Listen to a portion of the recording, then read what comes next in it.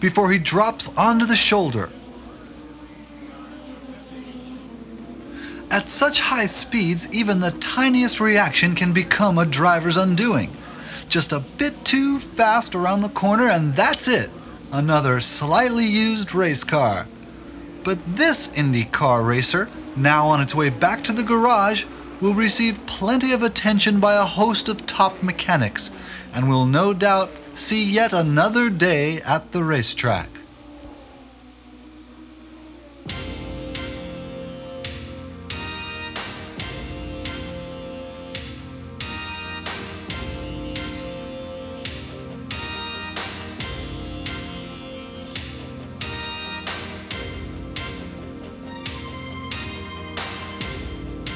Long Beach Grand Prix President Christopher Pope used to gaze at the Pacific and imagine it was the French Riviera. His dream was to create a world-renowned track in Long Beach worthy of the Grand Prix circuit. So he acquired the services of Grand Prix great Dan Gurney to lay out a course along the streets of Long Beach. Gurney designed a 12-turn, 2.2-mile circuit that gave the participants a twisting test of horsepower and gearing.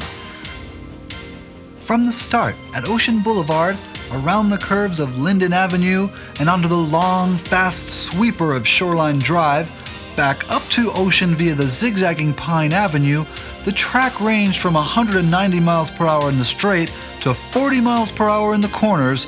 Long Beach was a gear shifter's paradise. For the first time, in 1978, in downtown Long Beach, the throbbing roar of high-performance engines echoed for miles around. But out on the track, drivers from all over the world were competing on a very tricky and unforgiving circuit, which had several surprises in store.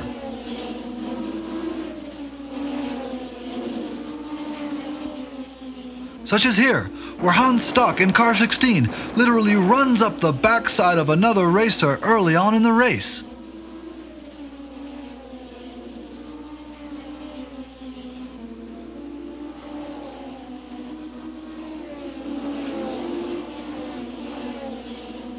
The Long Beach Grand Prix stands unrivaled as a test of skill, courage, and of course, reflexes.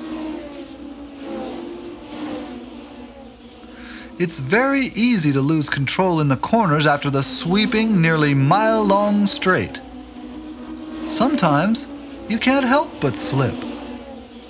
And when you're fighting for the inside line, sometimes you'll resort to anything as proven by Carlos Reutemann on the inside, who has spun and is facing the track, and Patrick Tambay, who has gotten stuck on the outside and is facing the wall with really no place to go. Reutemann, who had won 22 races that year, checks briefly for damage and makes a break for it.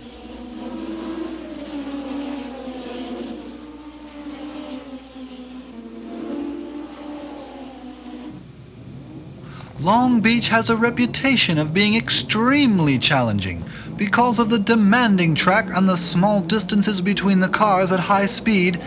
Anything can happen. Such as here, the beginning of the 1979 Long Beach Grand Prix.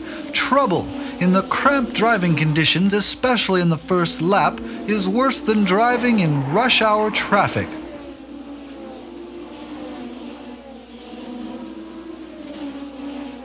More trouble when Niki Lauda in the Parmalat car slams into the rear of two other cars, launching it completely over one car, which manages to escape without harm.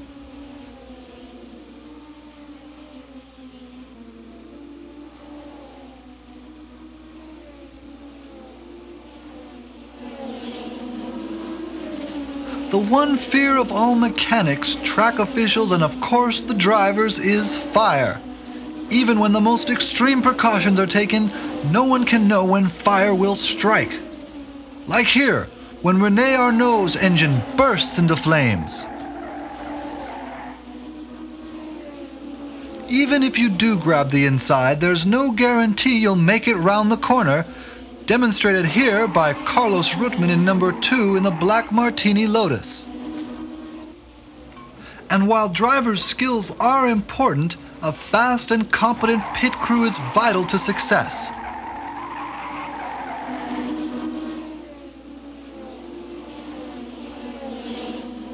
Here, Jean-Pierre Jarier almost smacks Jody Scheckter in the red Ferrari. But Scheckter manages to stay in a lower gear and passes Jarier from the outside.